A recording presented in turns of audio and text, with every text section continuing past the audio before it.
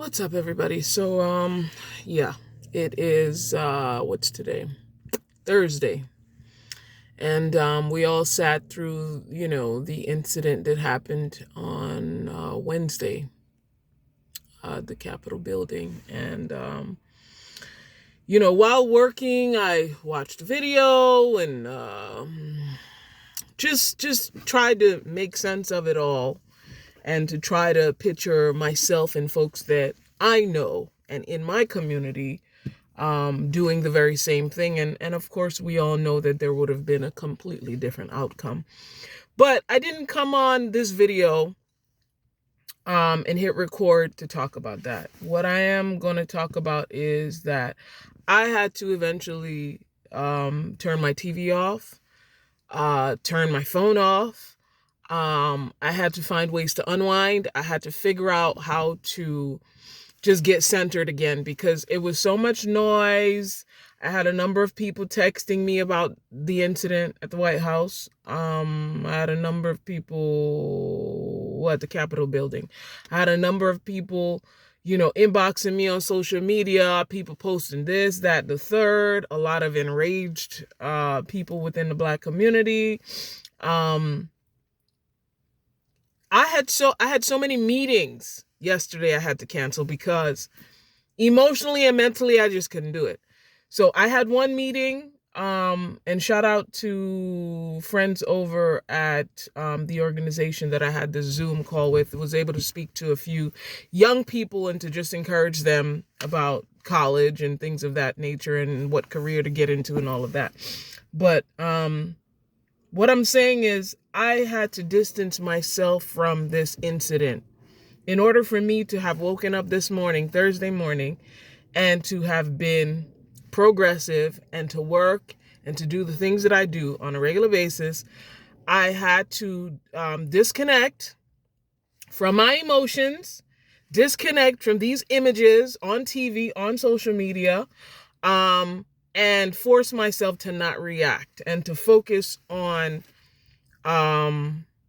my projects that I have on hand. Yesterday we had planned to release the first official trailer for Success Stories with Serious Voice. We didn't do that because it was a lot of noise about, the protest at the Capitol building. And there's no way. I felt like it was so disarming, so disruptive. And then I disconnected and started thinking about our young boys and girls of today in the different ethnic groups and communities. And I'm saying to myself, God help our sons and daughters. God help the kids. Because, I grew up at a time where there's no way in heck someone that looked like me could do what these folks did.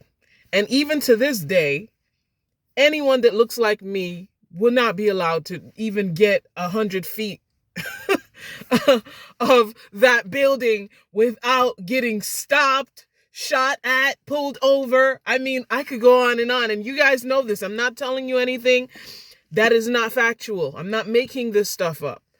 But what I am saying is it was another massive distraction, and it was very effective in distracting us, and it still is. What I'm saying is we all have an agenda. We all have a motive. And when you put plans into place, it's 2021, it's January. When you put your plans into place, make sure you follow through. Make sure you have steps. Step A, step B, step C, step D. Don't let social media and what's going on in the world stop you from doing what you got to do. Because in a sense, that is the plan of the enemy, to cause a community to become outraged so that we will react. And so often we've been reacting and not stepping back and saying, well, what does this really mean for our community? What is really going on here? Why is this being allowed? And other groups of people would never be able to break into Nancy Pelosi's office, put their feet up, and wild out. Let's just keep it real. There is more to it than what appears to be. This is all I'm going to say. There's more to it than what we see, what the media's covered. It's more to it than that. Notice nobody was talking about the vaccines. yesterday or today, or for this week, as a matter of fact.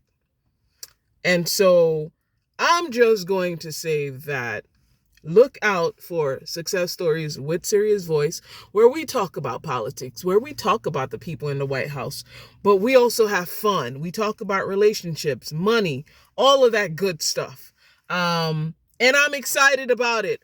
And you should be excited about whatever it is that you're working on right now. Let me know what you're working on. I'm sitting here in my truck, and I went grocery shopping, didn't even unpack or anything like that. I've got the groceries in the trunk. And what are you working on? What did you invest in the latter portion of 2020 or in 2020 that you're looking to release in 2021? Don't let these disruptions cause you to pause what you're doing and to not put out that product that you plan to put out.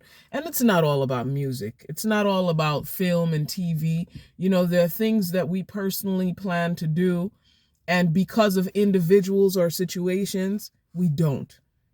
But this is the year where we've got to get if you got a book in you, you've written a book, it's sitting in your hard drive, what is the holdup? Get it going. Let's go. If you got music and you get in the studio, record, release. Let's go.